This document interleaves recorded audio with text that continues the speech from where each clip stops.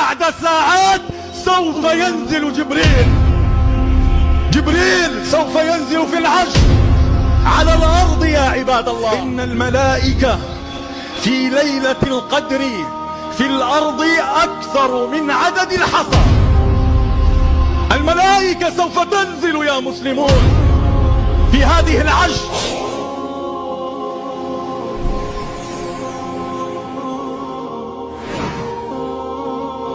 اليوم 19 من رمضان.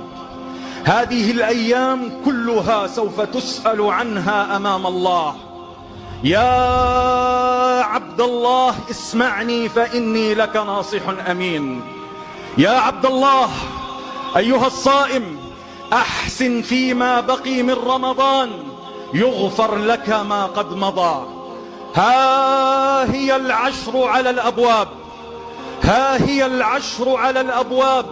يا من أضعت الأوائل والأواسط من رمضان، ها هي العشر على الأبواب.